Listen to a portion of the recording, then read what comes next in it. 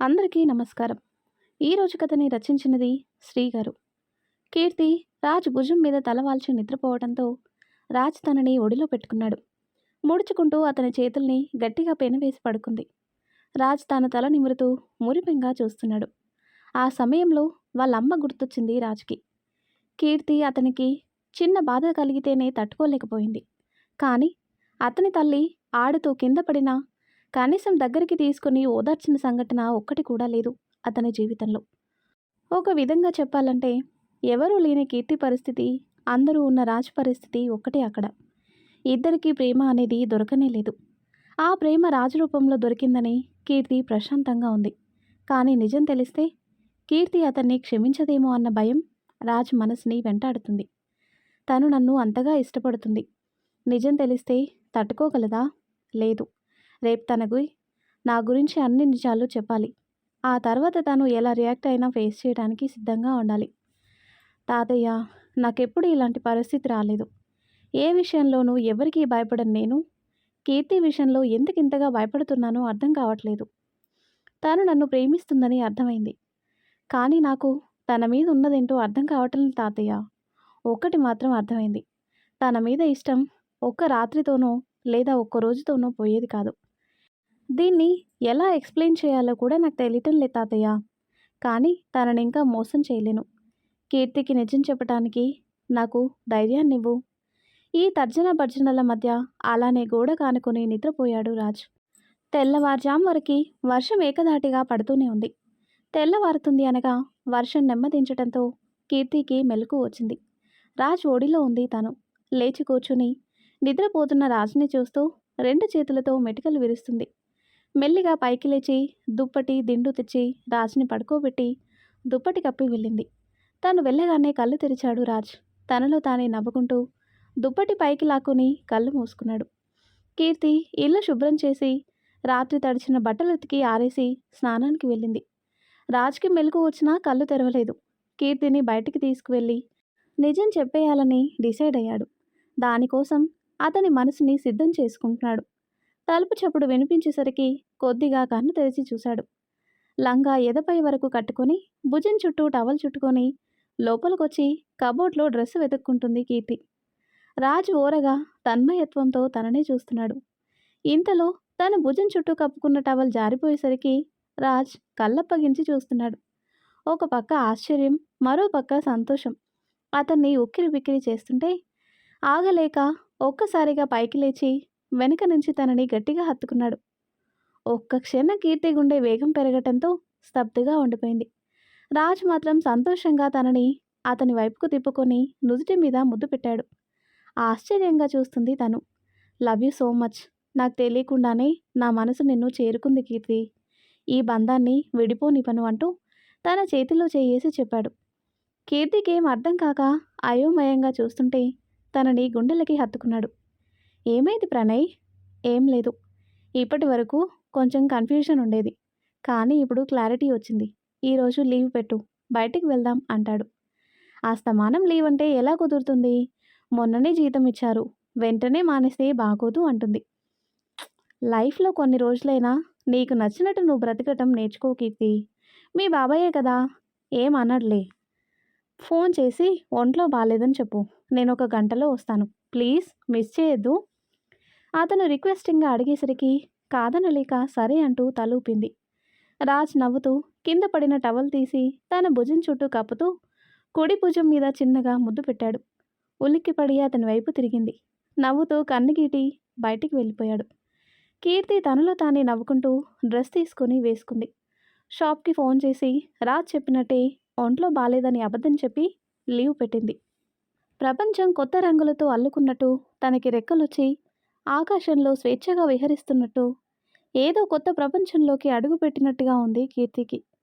తన మనసు భారాన్ని మోయలేను అన్నట్టుగా గుండెల మీద చేతిని పెట్టుకొని కళ్ళు మూసుకొని దీర్ఘంగా శ్వాస తీసుకుంది. తను అలా ఉండగానే రాజొచ్చాడు. కళ్ళు మూసుకొని తనలో తానే నవ్వుకుంటున్న కీర్తిని చూసి దగ్గరికి వచ్చి ఎదురుగా నిలబడ్డాడు. అతని రాక తనకి తెలిసిందేమో ఏమో. కళ్ళు తెరిచి అతని వైపు చూసింది. అంతలోని సిగ్గుతో తల వాల్చేయటంతో రాజ్ నవ్వుతూ తన చేయి పట్టుకుని లోపలికి తీసుకొచ్చాడు. టిఫిన్ చెయ్యి, వెళ్దామంటూ అతను తెచ్చిన టిఫిన్ పొట్లాలని తన చేతికిచ్చేసరికి ఆకలి గుర్తొచ్చి అతని వైపు చూసింది. ఇద్దరూ నవ్వుకుంటూ అక్కడే కూర్చుని టిఫిన్ పూర్తి చేశారు. ఆ తర్వాత తనని తీసుకొని బయటికి వచ్చాడు రాజ్. ఇద్దరూ మౌనంగా నడుస్తున్నారు. ఇద్దరి మొహంలోనూ సంతోషం కనిపిస్తుంది. నిజానికి రాజ్ మనసైతే సంతోషంతో ఉక్కిరిబిక్కిరవుతుంది. కొంచెం దూరం నడిచిన తర్వాత కీర్తి అతని వైపు చూసింది. ఎక్కడికి వెళ్తున్నామో చెప్పనే లేదు అంటుంది. నాకు కూడా తెలీదు. నీతో ఒక లాంగ్ డ్రైవ్కి వెళ్ళాలనుంది, కానీ బండి పాడైంది, ఎలా అని ఆలోచిస్తున్నా అంటాడు రాజ్. ఏంటి ఇప్పుడా? వాతావరణం చూసావా? ఇంకా మబ్బుగానే ఉంది. మళ్ళీ వర్షం పడే అవకాశాలు ఎక్కువ ఉన్నాయి. ఇలాంటి సమయాల్లో వెళ్తే ఎక్కడో ఒక చోట చిక్కుకుపోతాం. నేను రాను బాబు అంటుంది. ఇలాంటి టైంలో వెళ్తేనే బాగుంటుంది కీర్తి, ప్లీజ్ నా కోసం. అరే బండి కూడా లేదంటున్నావు, ఎలా వెళ్దాం అంటుంది కీర్తి. నా ఫ్రెండ్ని కార్ అడిగాను, తీసుకొస్తా అన్నాడు, నువ్వు ఒప్పుకుంటే అంటాడు. ప్లానింగ్తోనే వచ్చినట్టున్నావు అంటుంది కీర్తి. ప్లీజ్ కీర్తి, ఎలాగో లీవ్ పెట్టావు కదా, ఒప్పుకోవచ్చుగా. కీర్తి కాసేపు ఆలోచిస్తూ ఉండిపోయింది. అతని మీద నమ్మకం ఉన్న ఆడపిల్లగా తన భయం తనకుంది. ఒంటరిగా అతనితో వెళ్ళటం కరెక్టా కాదా అని ఆలోచిస్తూ ఉండగానే కారు వచ్చి వాళ్ళ ముందు ఆగింది. అంజీ మాస్క్ పెట్టుకుని కార్ దిగి కీస్ రాజ్ చేతికిచ్చాడు. కీర్తి అతని వైపు అనుమానంగా చూస్తూ ఉంటే రాజ్ కంగారుగా ఇద్దరికి మధ్యన అడ్డుగా నిలబడ్డాడు. కారు కూడా వచ్చేసింది. ఒప్పుకున్నట్టే కదా అంటాడు. అది కాదు, ఇతన్ని ఎక్కడనో చూసినట్టుందే అంటూ అంజీ ముందుకొచ్చి నిలబడింది. ఏమయ్యా ఒకసారి మాస్క్ తీ అని కీర్తి అడిగేసరికి ఇద్దరి గుండెలు జారిపోయాయి. అయోమయంగా రాజు వైపు చూశాడు. రాజ్ కీర్తిని అతని వైపుకు లాక్కొని, కీర్తి వాడికి అలర్జీ ఉంది, బయట డస్ట్ అస్సలు పడదు, అందుకే ఎప్పుడూ మాస్క్ పెట్టుకునే ఉంటాడు. అవునా, కానీ ఎక్కడో చూసినట్టుంది అంటుంది. ఇదే ఊరిలో తిరుగుతాడు, ఎక్కడో కనబడి ఉంటాడులే, నువ్వుండు వాడిని పంపించేసి వస్తాను అంటూ అంజి చేయి పట్టుకుని దూరంగా లాక్కుపోయాడు. ఏంటి సార్ గుర్తుపట్టేసిందా? నీ అబ్బా, ఎవరితో నేను పంపించమంటే నువ్వెందుకు వచ్చావురా? సమయానికి ఎవరు దొరకలేదు సార్, ఆలస్యం అయితే మీరు తిడతారని నేనే తీసుకొచ్చాను అంటాడు అంజి. సరేలే, వెనక్కి తిరిగి చూడకుండా ఆటో ఎక్కి వెళ్ళిపో అంటూ అటుగా వస్తున్న ఆటో నాపి అంజిని అందులో ఎక్కించి పంపించేశాడు. రిలాక్స్గా ఊపిరి తీసుకుంటూ కీర్తి దగ్గరికి వచ్చి వెళ్దామా అని అడిగేసరికి తను అతని వైపు చూసింది. ముందు ఎక్కడికి తీసుకువెళ్తున్నావో చెబితే నేను మా మదర్కి ఫోన్ చేసి చెప్తాను అంటుంది. మదర్కి చెప్పటం ఎందుకు? లవ్ చేసిన వాడి మీద ఎంత నమ్మకం ఉన్నా సరే మనల్ని ప్రేమించే అమ్మా నాన్నలకి చెప్పి వెళ్ళటమే సరైన పద్ధతి అని మా మదర్ చెప్పేవారు. నాకు అమ్మైనా నాన్నైనా ఆవిడే కదా, మరి ఆవిడకి చెప్పాలి కదా. Smart girl. సరే, ఇక్కడికి కొద్ది దూరంలో అమ్మవారి టెంపుల్ ఉంది, అక్కడికి వెళ్ళి దర్శనం చేసుకుని వచ్చేద్దాం అంటాడు. ఓ గుడికా, అయితే సరే, నేను ఇప్పుడే మదర్కి చెప్పేసి వస్తాను అంటూ పక్కకి వెళ్ళి మదర్కి కాల్ చేసి విషయం చెప్పి రాజు దగ్గరికి వచ్చింది. తనని కారులో కూర్చోబెట్టి డ్రైవింగ్ సీట్లో కూర్చున్నాడు రాజ్. రాజ్ కీర్తి టెంపుల్ లోపలికొచ్చి దర్శనం చేసుకొని అక్కడే కూర్చున్నాడు. కీర్తి ప్రసాదం తీసి రాజ్ నోట్లో పెట్టింది. తను కూడా కొంచెం తిని పక్కకి చూసేసరికి రాజ్ తనని చూస్తూ కనిపించాడు. ఏంటి అలా చూస్తున్నావు? ఏం లేదు, మన పరిచయం చాలా విచిత్రంగా జరిగింది కదా అంటాడు. అవును, కొద్ది రోజుల్లోనే ఒక మనిషికి ఇంతగా దగ్గరవ్వడం విచిత్రంగానే ఉంది అంటుంది కీర్తి. కీర్తి, నా గురించి నీకేం తెలుసు? ఎందుకు నా మీద ఇంత ఇష్టాన్ని పెంచుకున్నావు? కారణం నాకు కూడా తెలీదు ప్రణయ్. ఎవరిని అంత ఈజీగా నమ్మను నేను. నిన్నెందుకు నమ్ముతున్నానో నాకే అర్థం కావటం లేదు.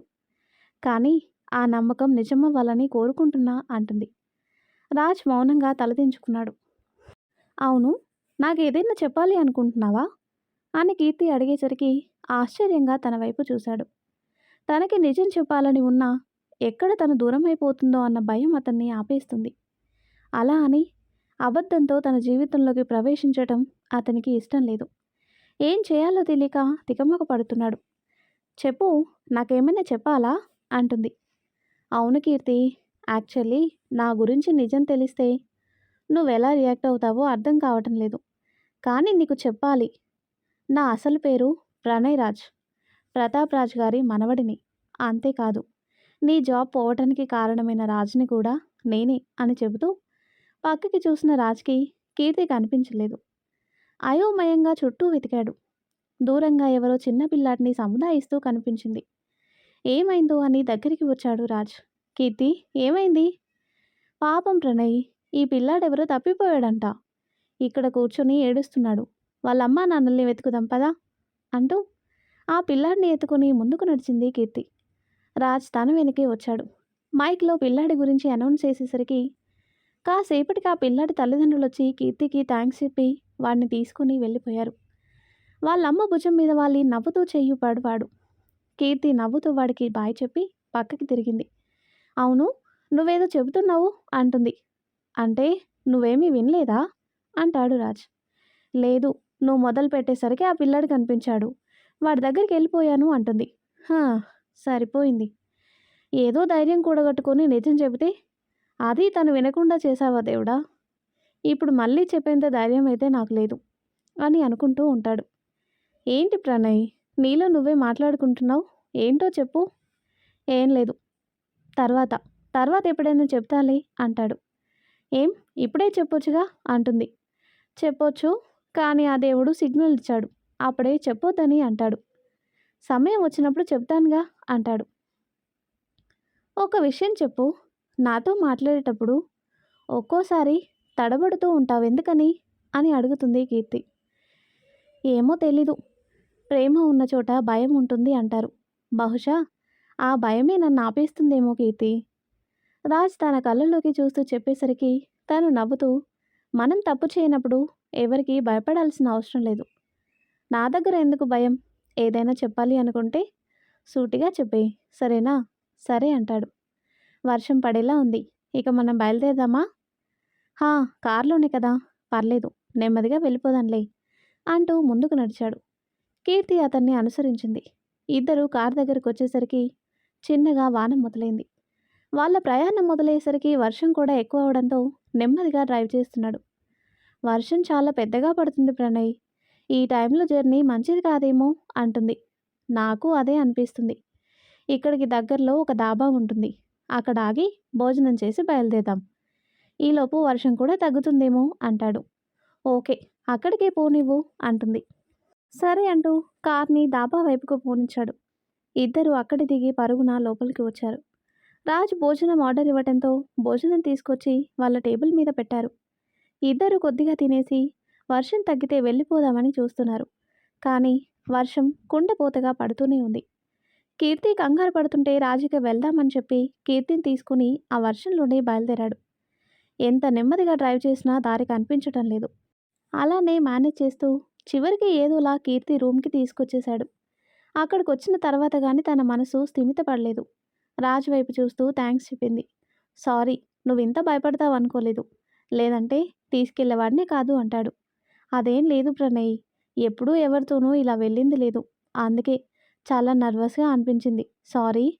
ఏం పర్లేదు, వెళ్ళి ప్రశాంతంగా పడుకో, నేను రేపు ఈవినింగ్ వస్తాను. సరే అంటూ కార్ దిగి లోపలికి వెళ్ళిపోయింది తను. రాజ్ కార్లో తన గెస్ట్ హౌస్కి చేరుకున్నాడు. అప్పటికే మేఘాలతో చీకటి అంధకారంగా మారడంతో ఆంజీ లైట్స్ అన్ని వేసుకుని దేవుడి పాటలు పెట్టుకుని వింటూ కూర్చున్నాడు. రాజ్ లోపలికి వస్తూనే శ్రీయాంజనేయం పాటకి చెవులు దద్దరిల్లేసరికి చెవులు మూసుకుంటూ లోపలికొచ్చి స్పీకర్ ఆఫ్ చేశాడు. అప్పటి వరకు కళ్ళు మూసుకొని పాటలు వింటున్న ఆంజీ పాట ఎందుకు ఆగిపోయిందా అనుకుంటూ మెల్లగా కళ్ళు తెరిచి చూసేసరికి ఎదురుగా రాజు కనిపించాడు. సార్, మీరెప్పుడొచ్చారు? ఈ రాత్రికి కూడా రారనుకున్నాను.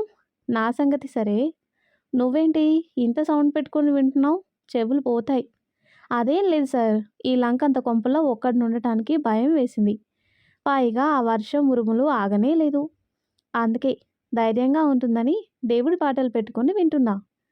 రాజ్ నవ్వుకుంటూ అక్కడే సోఫాలో కూర్చుని షూస్ తీసి పక్కన పెట్టాడు. అది సరే సార్, మీరేంటి రొమాంటిక్ సైడ్ వదిలేసి వచ్చారు? ఆ పిల్లగాని కొట్టిందా? తను నన్ను కొడితే చూడాలని చాలా ఉబలాట పడుతున్నట్టున్నావు అంటాడు రాజ్. అబ్బే, అదేం లేదు సార్, మీరు సడన్గా వచ్చేస్తేను.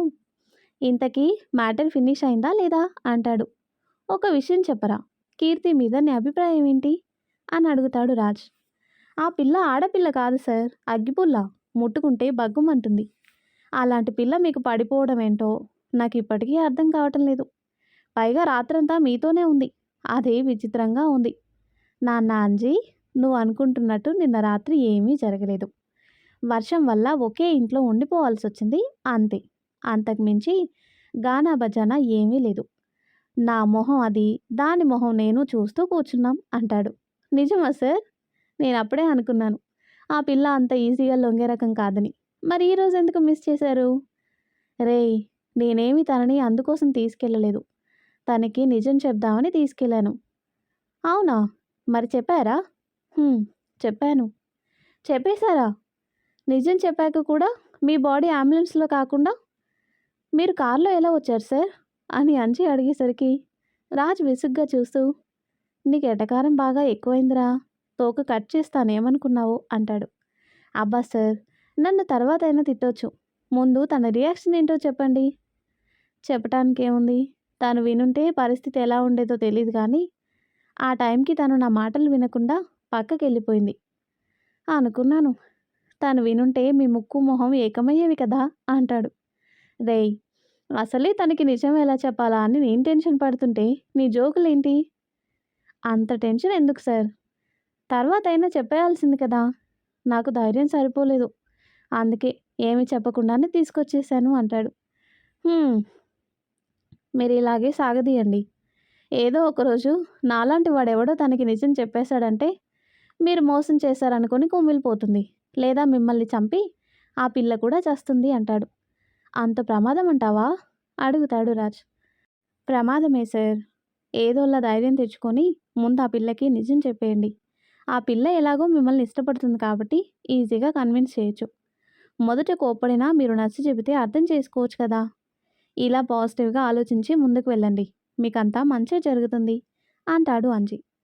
నువ్వు చెప్పింది నిజమే అంటూ ఆలోచనలో పడ్డాడు రాజ్. హమ్మయ్య! ఈ ప్రాబ్లమ్ సాల్వ్ అయితే మనం ఇక్కడి నుంచి వెళ్ళిపోవచ్చు. మా ఇంటికి వెళ్ళి 6 నెలలవుతుంది. ఒకసారి పోయి రావాలి. అంటే నువ్వు మీ ఇంటికి పోవాలని నన్ను కీర్తికి బలి చేద్దామని చూస్తున్నావా? అంటాడు రాజ్. ఛీఛీ! కాదు సార్. అంటే నిజం తెలిసాక ఆ పిల్ల ఎలాగో మీ మొహం కూడా చూడదు. అప్పుడు మనం ఇక్కడున్నా ఉపయోగం ఉండదు కదా! అంటాడు అంజి. అందుకే తనకి నిజం చెప్పాలని నేను అనుకోవటం లేదు. అలాగే ఇంకో విషయం కూడా గుర్తుపెట్టుకో. తనను వదిలి నేనెక్కడికి రాను. అండర్‌స్టాండ్? ఇక్కడే పడి చావు అంటూ గదిలోకి వెళ్ళిపోయాడు రాజ్. అంజి సార్ అంటూ బిక్కమొహం వేసుకుని అక్కడే కూలపడ్డాడు. ఆ తర్వాత కట్ చేస్తే కీర్తి పని ముగించుకుని బయటకొచ్చేసరికి రాజ్ బైక్ మీద తన కోసం ఎదురు చూస్తూ కనిపించాడు. నవ్వుతూ అతని దగ్గరికి వచ్చి ఎదురుగా నిలబడింది. ఎంతసేపు అయింది వచ్చి? ఇప్పుడే జస్ట్ 5 మినిట్స్ అవుతుంది, వెళ్దామా? కీర్తి సరే అని తలుపి బైక్ ఎక్కి కూర్చుంది.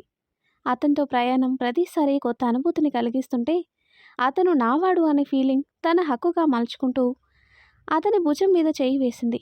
రాజు మొదట ఆశ్చర్యపోయినా తన మొహంలో కనిపిస్తున్న ఆనందం చూసి నవ్వుకుంటూ స్పీడ్ పెంచాడు.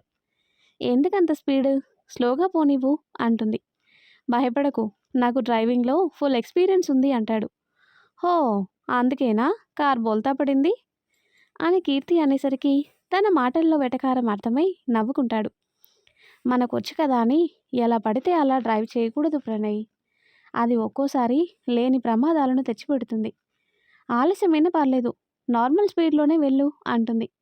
అలాగే మహారాణి గారు, ఇంకేమైనా విన్నవించుకుంటారా? ఇంకేముంటాయి అంటుంది. అదే, పార్క్కి వెళ్ళకూడదు, సినిమాకి వెళ్ళకూడదు లాంటి రిస్ట్రిక్షన్స్ ఏమైనా ఉన్నాయా? ఉంటే ఇప్పుడే చెప్పేయి. లేదంటే ప్లాన్ చేసుకొని నేను డిసప్పాయింట్ అవ్వాలి అంటాడు. అలాంటివేం లేవు కానీ ఇలా రోజుకో వంకతో బయట తిరిగితే నీ జీతం అంతా వీటికే సరిపోతుంది. కాస్త పొదుపు చేయడం నేర్చుకో అంటుంది. అబ్బో, మా తాత చాలానే పొదుపు చేశాడులే. నేను కూడా పొదుపు చేస్తూ కూర్చుంటే అనుభవించేదెవడు అంటాడు రాజ్. ఏంటి అంటుంది కీర్తి. ఏం లేదు. డబ్బులు తర్వాతైనా సంపాదించుకోవచ్చు కానీ నీతో గడిపే ఈ క్షణాలు తిరిగి రావు కదా అంటూ తన రియాక్షన్ కోసం అద్దంలో చూస్తున్నాడు. తన మొహంలో సిగ్గుచేరి తనలో తానే నవ్వుకుంటూ తలదించుకుంది. ఆ నవ్వులోనే బందీ అయిపోయింది రాజ్ మనసు. డిన్నర్కి వెళ్దామా? వద్దు, ఈరోజు ఎక్కడికి వద్దు. నీకేం తినాలనిపిస్తుందో చెప్పు, నేను ఇంట్లోనే చేసి పెడతాను. ఇద్దరం కబుర్లు చెప్పుకుంటూ హాయిగా తినొచ్చు. పెద్ద ఖర్చు కూడా ఉండదు అంటుంది కీర్తి. "హ్మ్, దీంతో కష్టమే. ఏం చేస్తాం" అనుకుంటూ కీర్తి రూమ్ దగ్గరికి తీసుకువచ్చాడు. తను బైక్ దిగి రాజు వైపు చూస్తూ లోపలికి రమ్మని సైగ చేయటంతో బైక్ పార్క్ చేసి తన వెనకే వచ్చాడు. పరుపేసి అతన్ని కూర్చోమని చెప్పి వంట చేయడానికి వెళ్ళింది కీర్తి. రాజ్కి ఏం తోచక ఫోన్ చూస్తూ కూర్చున్నాడు. కాసేపటికి ఫోన్ ఆఫ్ అవ్వటంతో విసుగ్గా దాన్ని పక్కన పడేసి కీర్తి దగ్గరికి వచ్చాడు. "ఏం చేస్తున్నావు కీర్తి?" "దాల్ రైస్" అంటుంది. "దాల్ రైసా? హ్మ్, ఇంకా ఏ బిర్యానీయో చేస్తావనుకున్నా. రోజు బిర్యానీ తిన్నా వేడి చేస్తుంది. అయినా ఇది హెల్త్కి చాలా మంచిది. మా ఆశ్రమంలో ప్రతి శుక్రవారం దాల్ రైస్ చేసి పెట్టేవారు తెలుసా. ఆ రోజు మాత్రం నేను కడుపు నిండా తినేదాన్ని. చిన్నతనంలో అయితే నాకు సరిగ్గా తినడమే వచ్చేది కాదు. కానీ ప్రేమగా తినిపించటానికి ఎవరూ ఉండరు కదా, అలానే అలవాటు చేసుకోవాలి అంటుంది. రాజ్ తనని చూస్తూ నిలబడ్డాడు. "నాకు ఊహ తెలిసిన తర్వాత ఒక విషయం అర్థమైంది ప్రణయ్. ఈ లోకంలో మాకంటూ ఏ ప్రేమ దొరకదని. అందుకే సాధ్యమైనంత వరకు అందరం కలిసిమెలిసి ఉండేవాళ్ళం. మాకంటే చిన్న పిల్లలకి తినిపించిన తర్వాత మేము భోజనం చేసేవాళ్ళం. ఇప్పటికీ అక్కడ అదే విధంగా చేస్తున్నారు. ఏం చేస్తాం? ఎవరూ లేనప్పుడు ఉన్న వాళ్ళని సొంత వాళ్ళుగా చూసుకోవాలిగా. కానీ నా విషయంలో ఒక మిరాకిలే జరిగింది. ఆ దేవుడు నా కోసం నీ ప్రేమని కానుకగా పంపించాడు" అంటుంది. తను ఆరాధనగా అతని కళ్ళల్లోకి చూస్తూ చెప్పేసరికి రాజ్ మనసు చివుక్కుమంది. తన కళ్ళల్లోకి చూడలేక పక్కకి తిరిగిపోయాడు. తనకి నిజం చెప్పకుండా తప్పు చేస్తున్న భావన వెంటాడుతుంది. అదే సమయంలో తనెక్కడ దూరమైపోతుందో అన్న భయమూ వెంటాడుతుంది. ఈ గందరగోళం మధ్య తనతో సంతోషంగా ఉండటానికి ప్రయత్నిస్తున్నాడు. ఆలోచనలో మునిగిన రాజ్ కీర్తి పిలిచేసరికి తన వైపు చూశాడు. "ఏమైంది అలా ఉన్నావు?" అంటూ దగ్గరికి వచ్చి చున్నీతో అతను నుదుటికి పట్టిన చెమటలు తుడుస్తుంటే రాజ్ ప్రేమగా తనని హత్తుకున్నాడు. అతని స్పర్శతో తన శరీరం వణుకుతుంటే అలానే నిలబడిపోయింది. ప్రణయ్ అంటూ తను పిలిచేసరికి తనని వదిలిపెట్టాడు. "ఏమైంది?" "ఏం లేదు. ఎందుకో నిన్ను హత్తుకోవాలి అనిపించింది" అంటూ అక్కడి నుంచి పక్కకి వచ్చేశాడు. తను వంట పూర్తి చేసి అతని దగ్గరికి వచ్చింది. 10 మినిట్స్ ప్రణయ్. నేను స్నానం చేసి వచ్చాక ఇద్దరం కలిసి తిందాం అంటుంది. ఓకే అంటూ ఫోన్ ఛార్జింగ్ పెట్టుకొని కూర్చున్నాడు. నిన్నట్లా తను డ్రెస్ కోసం వస్తుందేమో అని ఆశగా ఎదురు చూస్తున్న అతనికి నిరాశని చూపిస్తూ తను వాష్రూమ్లోనే డ్రెస్సుపై వచ్చేసరికి డీలా పడిపోయాడు. మిస్ అయింది అనుకుంటూ మరలా చిచి ఇలాంటి ఆలోచనలు వస్తున్నాయేంటి నాకు అనుకుంటూ తనని తానే సముదాయించుకున్నాడు. ఇంతలో కీర్తి ప్లేట్లో భోజనం పెట్టి తీసుకొచ్చి అతని ఎదురుగా పెట్టింది. వాటర్ తేవడానికి వెళ్తూ రాజు వైపు తిరిగి మొన్నటిలా పచ్చిమిరపకాయ తినకు, చూసుకొని తిను అంటూ వాటర్ తేవడానికి వెళ్ళింది. రాజ్ నవ్వుకుంటూ ఒక ముద్ద తీసుకొని పెట్టుకున్నాడు. నిజంగానే టేస్టీగా ఉంది.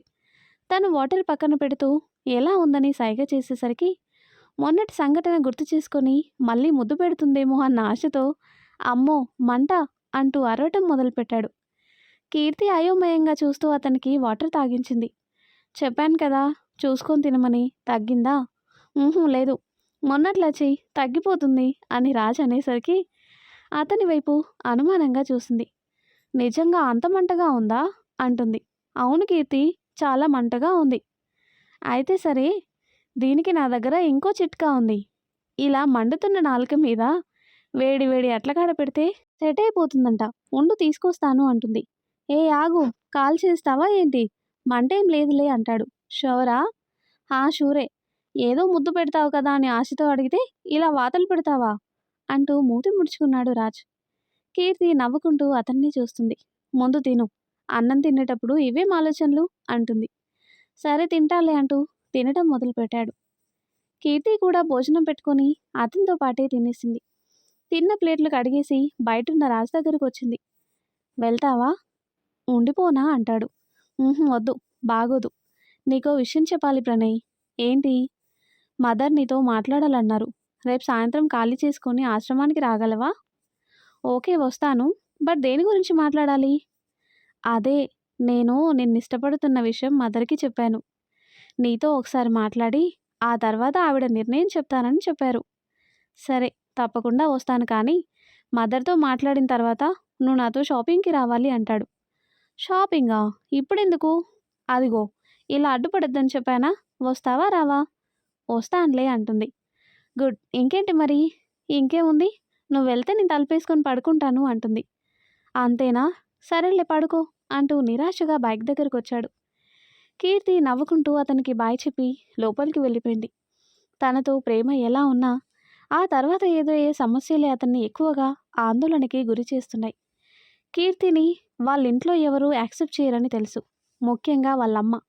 స్టేటస్ అంటే ప్రాణం ఇస్తుంది. అలాంటి మనిషి కీర్తిని దగ్గరికి కూడా రానివ్వదు. అవన్నీ ఒకెత్తైతే కీర్తికి నిజం చెప్పాలని చెప్పలేక సతమతమవుతున్న అతని భయం మరొక ఎత్తు. ఆలోచనలతోనే గెస్ట్ హౌస్కి చేరుకున్నాడు అంజి. అతనికి ఎదురొస్తూనే సార్ నిషా మేడం ఫోన్ చేశారని చెప్పేసరికి అంజీ వైపు చూశాడు. కట్ చేయి లేదా సిమ్ మార్చేయి అని చెప్పి గదిలోకి వెళ్ళిపోయాడు రాజ్. అంజీ నిట్టూరుస్తూ ఏంటో ఈయన వద్దు అంటుంటే ఆ నిషా వినిపించుకోదు, మధ్యలో నాకు చితడైపోతుంది అని చిరాకు పడుతూ ఉండగానే మళ్ళీ నిషా దగ్గర నుంచి ఫోన్ రావటంతో అదే చిరాకులో ఫోన్ ఎత్తి ఏంటి మేడం అన్నిసార్లు కాల్ చేస్తారు అని విసుక్కున్నాడు అంజీ. ఏంటి అరుస్తున్నావు? రాజ్ వచ్చాడా లేదా? సార్ ఇక్కడ వేరే అమ్మాయితో బిజీగా ఉన్నారు, ఎప్పటికీ బిజీగానే ఉంటారని చెప్పమన్నారు. అలాగే మీరు ఫోన్ చేస్తే మాట్లాడి తీరిక లేదని చెప్పారు. ఏదో బాయ్ ఫ్రెండ్కి చేసినట్టు అరగంటకు కాల్ చేసి చంపేస్తున్నారు. కావాలంటే రాజు సార్కి ఫోన్ చేసి మాట్లాడుకోండి, మధ్యలో నన్ను చంపద్దు అంటూ అరిచి చెప్పి కాల్ కట్ చేశాడు అంజీ. నిషా కోపంగా ఫోన్ విసిరి కొట్టింది. ఎంత ధైర్యం వీడికి, నాతోనే ఇలా మాట్లాడతాడా? రాజుతో నా పెళ్ళి కాని వాడి సంగతి చూస్తాను. ఛా, ఆయన రాజు ఒక చోట 1 నెల కంటే ఎక్కువ రోజులు ఉండడు. అలాంటిది 3 నెలలుగా అక్కడే పాతుకుపోయాడంటే ఏదో స్ట్రాంగ్ రీజన్ ఉండే ఉంటుంది. లేదు, రాజ్ నా చేయి జారిపోకూడదు. ఏం జరుగుతుందో తెలుసుకోవాలి అనుకుంటుంది నిషా. మరి ఆ తర్వాత ఏం జరుగుతుందో నెక్స్ట్ వీడియోలో తెలుసుకుందాం. ఎంతో ఇంట్రెస్టింగ్గా ఉండే ఈ స్టోరీ నెక్స్ట్ పార్ట్స్ కోసం ఈ వీడియో లైక్ చేసి మన ఛానల్ని తప్పకుండా సబ్స్క్రైబ్ చేయండి. Thanks for watching.